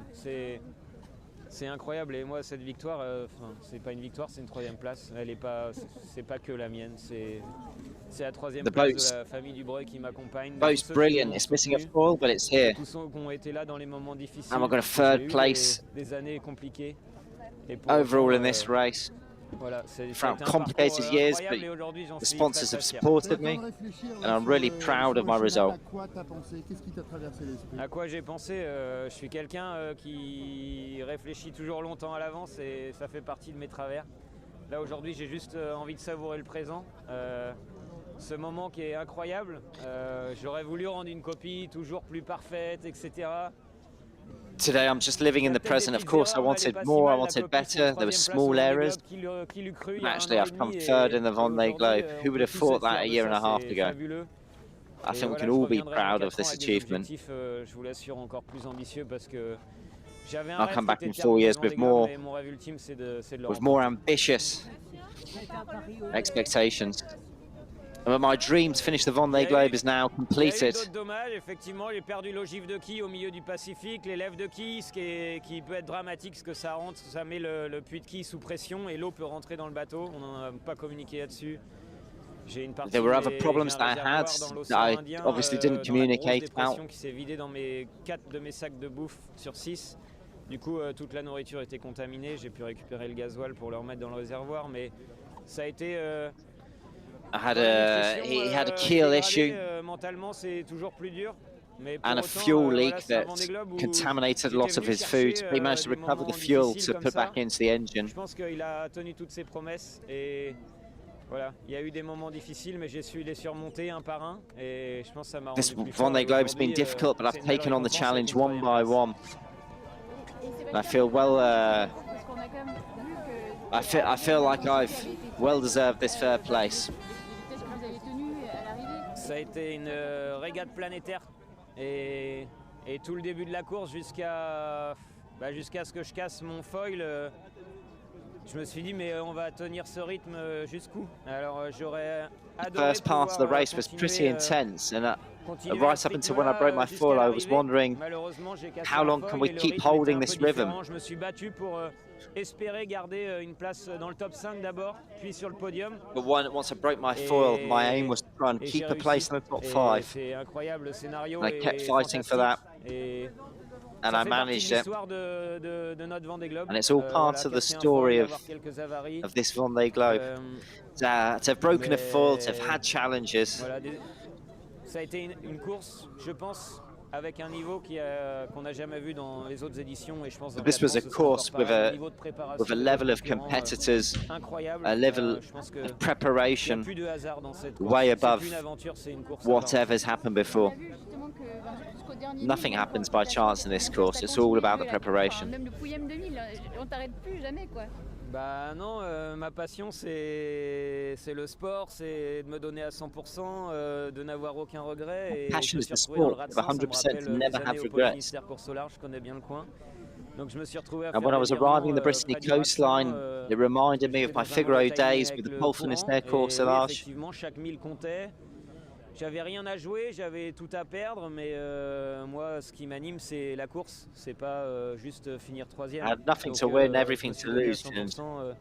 jusqu'au bout. I just gave 100% all the way to the end. Le fait d'être And un that's peu what isolé, interests me. c'était peut-être un peu moins I'm a stressant. La consistent guy. I pression love est to ride. retombée. Il y a un moment où j'ai beaucoup dormi. Mais voilà, c'est comme ça. Et on a vu que tu avais fait preuve de beaucoup de résilience, mais on a surtout vu aussi que tu avais pris énormément de plaisir pendant ce tour du monde. C'était, oui, et ce qui est fabuleux, enfin je sais pas si c'est fabuleux ou si je suis idiot, mais j'ai oublié déjà tous les moments difficiles, je m'en souviens pas et j'ai l'impression d'être It's parti fabulous. hier, I j'ai don't know if pris it's beaucoup de fabulous. I'm plaisir. just J'ai trouvé stupid, tout ce but que I've j'étais venu forgotten all chercher the dans ce hard Vendée Globe moments et j'ai already, qu'une envie, c'est de revenir tout simplement. and I really Voilà, enjoyed it. et le fait que Paul-Henri m'annonce ça hier par texto, je suis touché. And the fact that they've announced je suis they plus want que to touché. continue with me, the Et t'as vu sponsors, l'Atlantique Sud, justement, ce I'm scénario pour toi, incredibly tu touched. est pas trop mal parce que ça t'handicapait un peu moins que ce que ça aurait pu être par rapport à, par exemple, ce qui était derrière toi. Finalement, ça s'est quand même pas si mal goupillé par moment. Bah, c'est sûr que j'étais un peu stressé avec les poursuivants quand j'ai passé le Cap Horn en me disant j'espère que je vais avoir suffisamment de tribord, etc. Et j'ai même dû cravacher dans les alizés pour essayer de prendre le même front au nord de l'anticyclone Coming des back Açores. up the Atlantic, I tried really hard. I was just hoping there was going to be enough time to spend on starboard, to be on my only foil. So I sailed around my foil, trying to keep myself in a position that et puis se I could spend as remobiliser. much time on it as C'est parfois possible. ça le plus difficile, mais ça fait partie du jeu. Et puis voilà.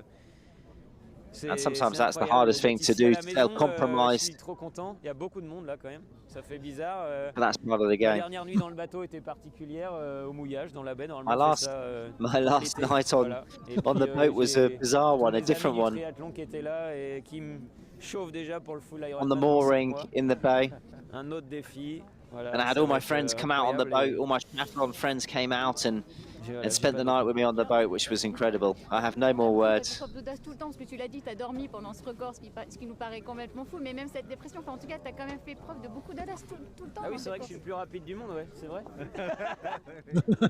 Yeah, it's true that I've got the world record. De l'audace, je sais pas, j'ai fait ma course, j'ai joué mon jeu, je me suis pas fait imposer mon rythme, au contraire, j'ai initié mon rythme et I settled ma my own race. I trajectoire worked et my own rhythm. mes I made choix, my own mes decisions. décisions. I made- C'est ce que je voulais faire et je m'en suis tenu au plan. Tout It's what I simplement. came out Ça here donne to un do, record and I sur followed the 24 heures plan, où and I j'ai stuck to placé the la plan. barre, à mon avis, très très haute, avec 3 I peelings, feel like 3 I've- changements de voile dans ce record. En I've solitaire, ça placed prend the du temps. bar really Et une high, marche arrière. high with the record.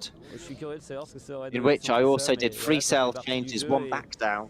Et j'ai to pas remove pensé au something record à from ce my moment-là keel. en fait. I wasn't C'est ma thinking course about the et record en fait at après all. j'ai commencé à recevoir All I des was textos doing de was just my l'orga, own race. oh, t'as battu le And then all of a record sudden I une got fois, a deux text fois, from huit the fois, 9 fois. from the race organisation saying that C'est fabuleux.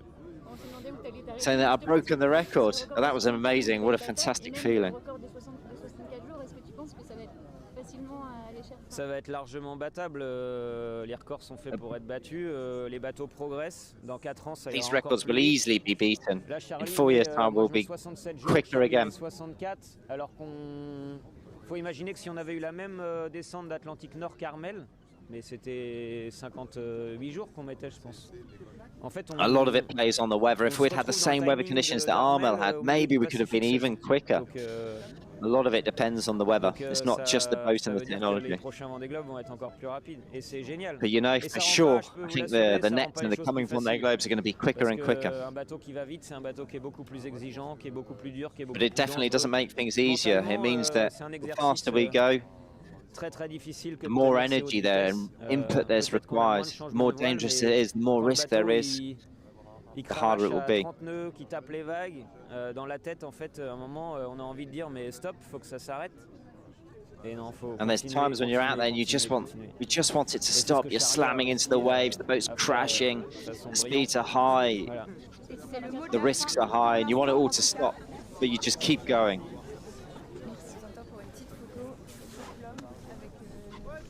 Oh, I love that moment. Cecile is PR who's done many Vendée Globes. We're used to work with Quito de Pavon and also Fabrice Amadeo, and this is her big moment too. This is finally a triumph, a podium for her. And it's a little bit of an insight into this team brought together at the very last minute. So there we go. I think this is going to take a wee while, Alan, to get him up onto the stage.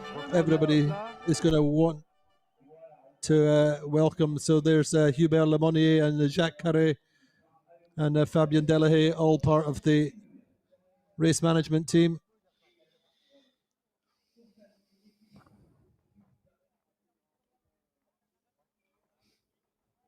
Stephanie Ruchot there, the operations director for the Vendée Globe. He's walking the wrong way here, isn't he, Andy? He's walking down the pontoon. I hope not. No, I think he'll make a U-turn round the end if he does, but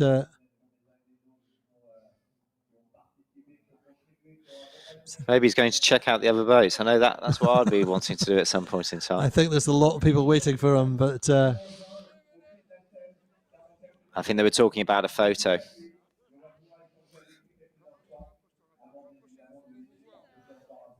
yeah, that was right. Their team's protocol is they wanted to make a team photo before they go up the red carpet, up the gangway. So a quick official photo with the top 3 skippers there in the morning sunshine.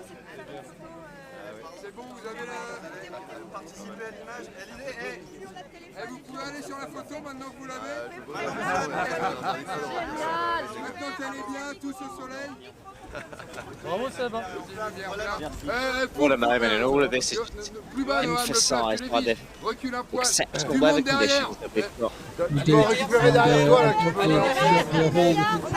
Vous avez été énorme.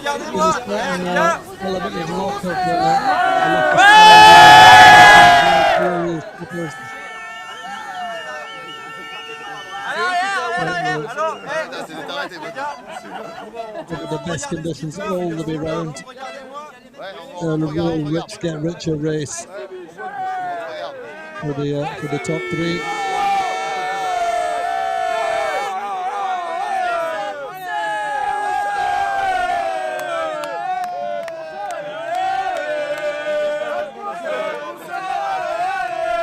Real testament, that podium, to the pathway, to the Figueros, the pole finish, the courselage. When I look at that, I see a lot of hard work over more than the last 4, 8, 10 years.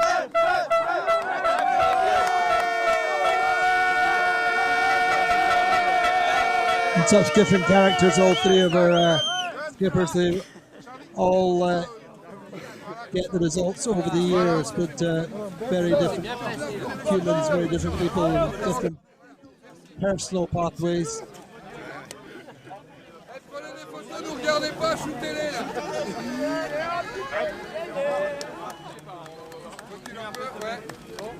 Derrière, plus de monde, les bras en l'air.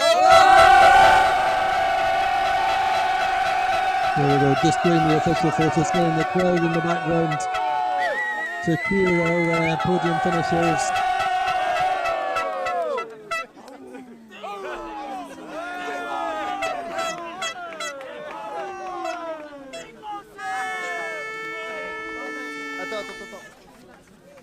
Merci.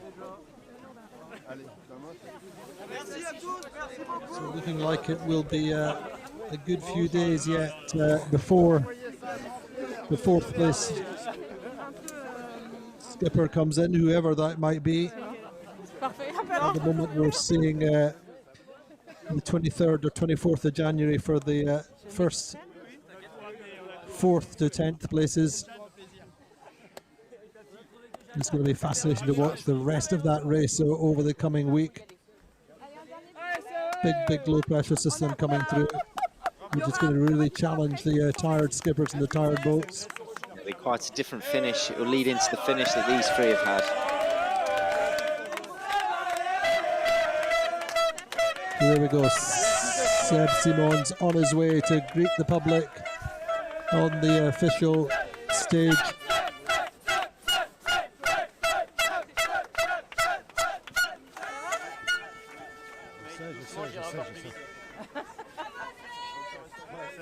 Pontoon showing just how cold it is there with the ice. A little bit of frost on there.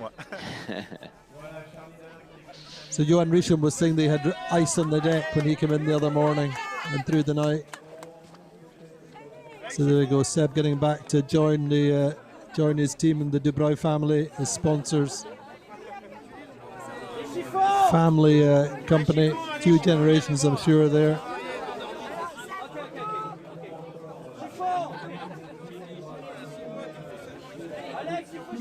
You'd imagine he gets free travel to the Caribbean when he wants.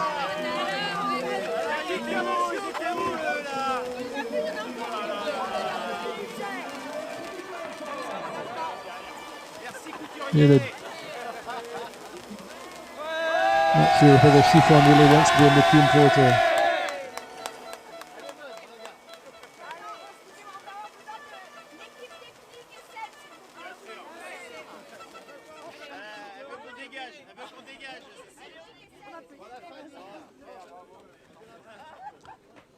So congratulations off the family, really getting a moment.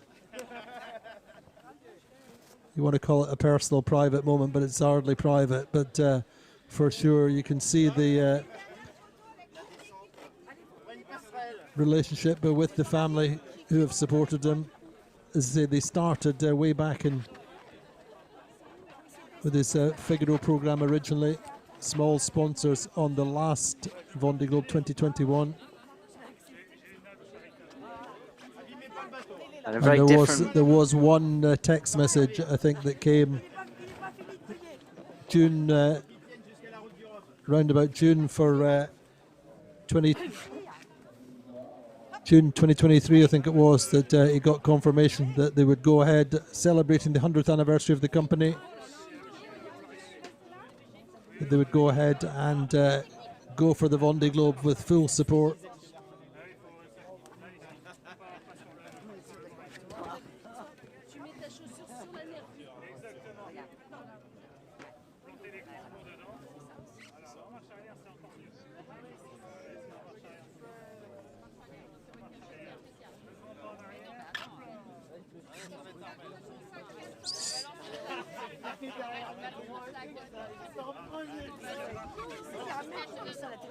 So getting a few minutes to decompress and share thoughts and emotions with the sponsors, with the VIPs on the dock, and then he'll come up and join the be on the official stage, meet the public and enjoy their celebrations with them. What a beautiful morning, totally still, totally calm in the Port Alona, where all the skippers left on the 10th of November. And Seb said, didn't he, that he said it's like having your own finish coming home, just in terms of the number of people out on the channel and the level of emotion, the level of noise and the support is he thought was very similar to going out. And that's the advantage of being the local skipper, I guess. What's very interesting to see is this is quite a different project from the other 2 boats in the Podium. You know, it's the other 2 are established teams. They've already done the Vendée Globe together. They've recruited a skipper, and this is a private family that have sponsored, and a group of businesses that have sponsored Seb and this project. Decided to follow him, so it's, you know, a very different relationship. One of the things they're coming in late is so much of the top level performance and reliability is recruiting the very best in the business, the technicians who have the experience, they have the intimate detail and knowledge of the small components, the big choices that go together to make a program capable of winning or finishing on the podium. And so coming in relatively late to the program, then a lot of these personnel are already recruited to other teams. So it's certainly a massive credit in a different sense to Seb to pull this team together, and really such a well-deserved success. We're going to have a couple of the team members with us in the Vendée Live this afternoon at 2:30. Oh, poor old Chiffon not really loving the noise. Camera shy there. I think noise shy is more the thing, but it's great. A young team. I say a lot of them have been with other projects which have not been as successful. Indeed, So really this is time to enjoy the success together as a team.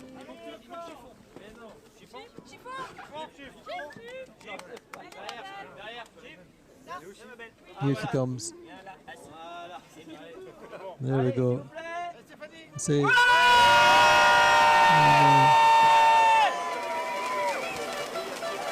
Poor old Chiffon doesn't quite know what's going on, but it's not that often that your dad wins or finishes third in the Vendée Globe.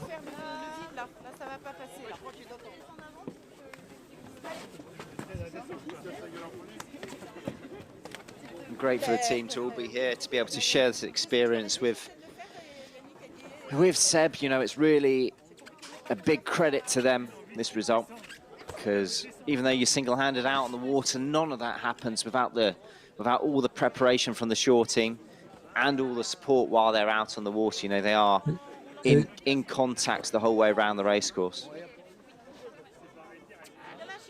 We know he had numerous smaller and more significant technical problems that were sorted out with his team over the course of the race.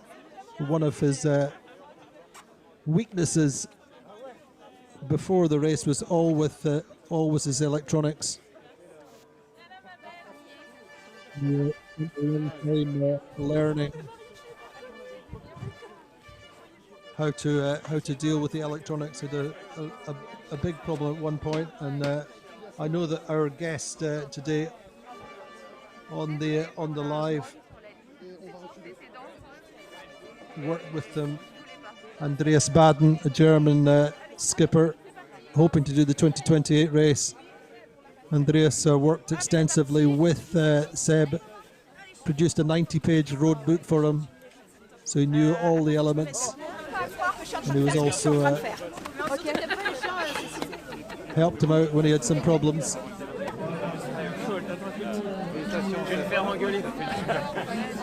So he's Seb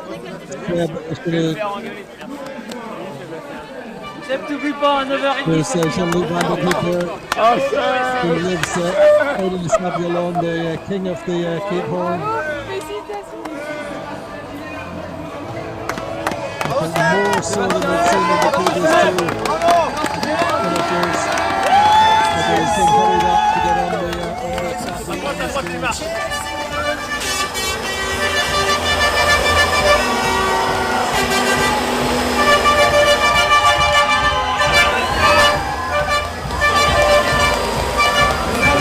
Je vous demande un tonnerre d'applaudissements pour celui qui nous emmène sur le retour de 24 heures en IMOCA et qui est 67 jours, 12 heures, 25 minutes. In the end, being directed straight to the stage as well, he might.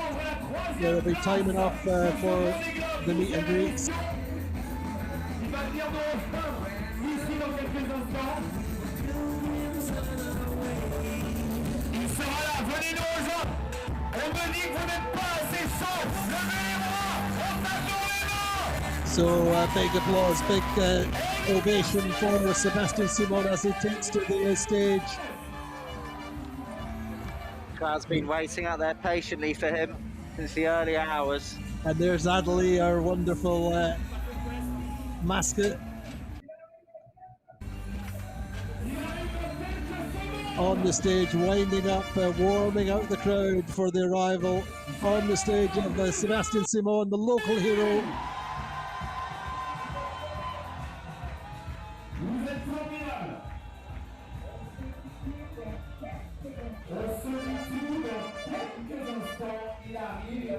L'obligation de passer pour un contrôle. Il arrive. So just doing a final control, I think, before he comes on the stage, is it little official obligations.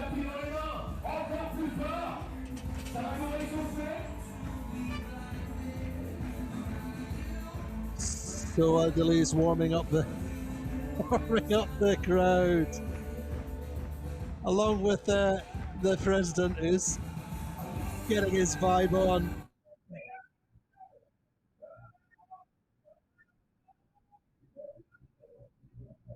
Raise your arms.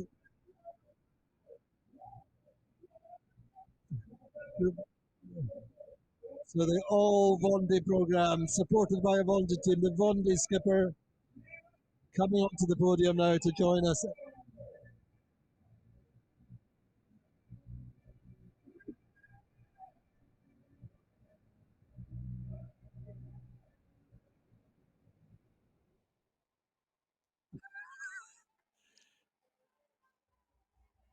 It's a big day out for the dog. It is a big day for the dog. I think the dog's thinking, thank God this doesn't happen every day. But I'm sure it's going to be a day that everyone will remember in Les Sables alone, in the Vendée region, and indeed in the history of the Vendée Globe. It must feel like he's won. Oh, totally, yeah. But yeah, he said he's had the text saying the Groupe Dubreuil want to go ahead and he's ambitions to win next time. But at the moment, it's about celebrating and cheering the third place with his town people, with the Vendée. There's so many people who have shared his dream. But knowing that you've got that pathway for the future is also quite important psychologically. It will help him enjoy the moments at the time.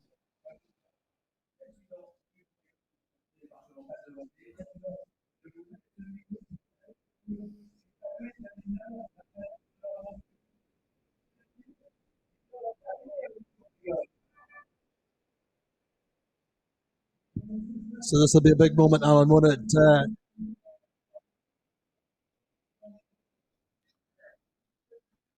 This will just be a short comment, but the Vendée region is proud of the child of the region.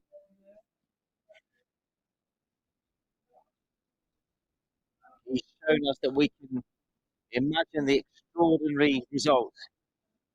He's achieved his ambitions, he broke a foil, but he's on the podium. We're really proud of Seb, who shows a brilliant example. And not just him, I'm also the support from the Dubreuil family and businesses is incredible. Sébastien, quel plaisir de t'accueillir ici, ça fait du bien. Après, comme tu l'as évoqué, des années un peu complexes, avec ces soucis de santé, ces difficultés pour préparer un Vendée Globe que tu aimes tant et que tu avais à cœur de revivre après l'expérience de 2020 où tu avais dû abandonner, tu l'as rappelé. Et quand tu vois le public des Sables qui t'accueille comme ça avec chiffon, avec toutes tes amies, quelles sont tes premières réactions, tes premières émotions? Your friends, with your dog. Thank you everyone for coming here so early in the morning. It really touches this beautiful reception that you've arranged for me. Il y en a qui mouillent la chemise, il y en a qui retirent les fringues pour venir t'accueillir. Il y a du monde.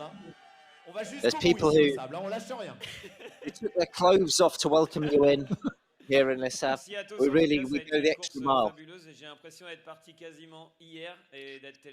Fabulous course. I've got the feeling like I just left yesterday. The same conditions as when we left. It's lovely weather.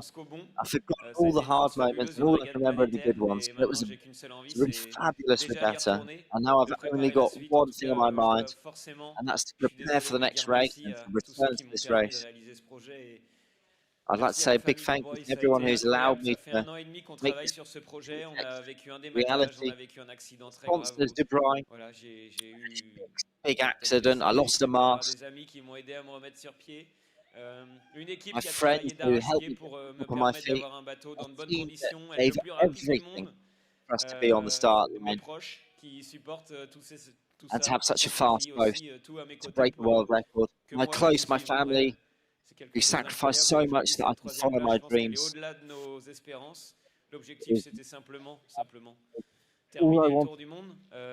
I say simply, all I wanted to do was finish the Vendée Globe. This is a huge achievement.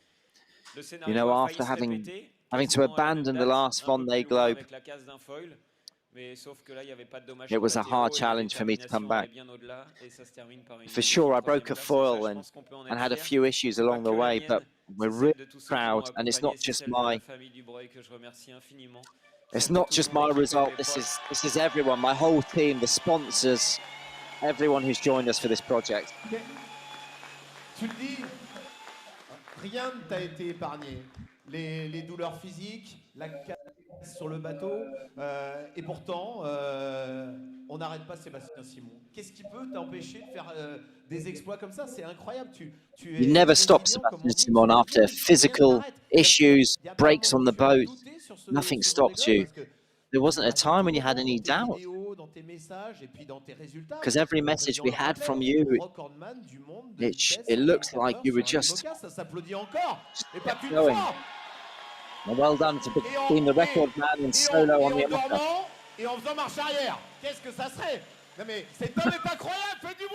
Also, while sleeping and having to do a back down.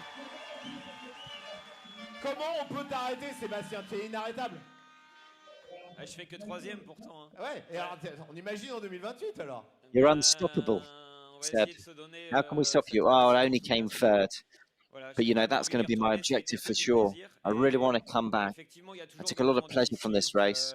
There's always difficult moments. It's a mechanical sport, so we always have breakages and issues. But the art is to try and master the boat, master the project. And I think we've had a beautiful success in this race. Yes, we've lost a fall and a few. Voilà, ça a été une aventure extraordinaire. Je garderai ça en souvenir toute ma vie.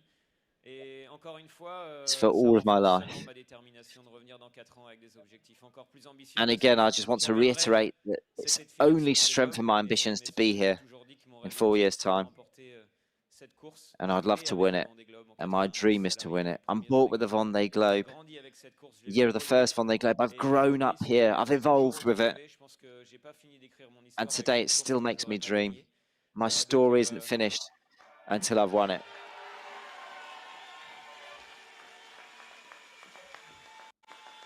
Donc c'est pas fini. C'est loin d'être terminé. Tu as parlé de la copie. It's not finished. Un dernier mot avant qu'on te quitte et qu'on te laisse continuer à avoir ton petit marathon médiatique et toutes les obligations qui t'imposent, qui te sont imposées malheureusement. One final question before we're going to release you to your media attack. Quelle photo ou quelle phrase, quel moment qui sera gravé à jamais sur cette What photo, what phrase, what moment is going to remind you of this? What's your most beautiful moment? Was it the record? Was it the Cape Horn? What was the moment that's really marked you throughout this Vendée Globe? I Can't choose. The start was a beautiful start. Amazing moment. My friends are here. That's completely mad. Having them here at the end was brilliant. 24-hour record, obviously. Cape Horn and my sponsors, the Dubreuil family, supporting me. Voilà, c'était aussi eux les premiers à mon arrivée, 15 000 au large, par un froid polaire. The boats that stayed with me after the start, that were the first that came and saw me as I arrived back.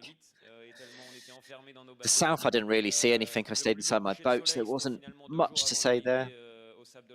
Best sunset was 2 days before the finish, coming into Les Sables. So really, is there any need to go around the planet when it's also beautiful here? There's so many great moments. It's hard to choose. Je pense que ce sera toujours mieux, toujours plus vite. Merci à vous tous. 67 jours, 12 heures, 25 minutes, 37 secondes. Le record des 24 heures avec plus de 615 000 parcourus. Veuillez applaudir, s'il vous plaît, le skipper du bateau Groupe Dubreuil, Sébastien SImon.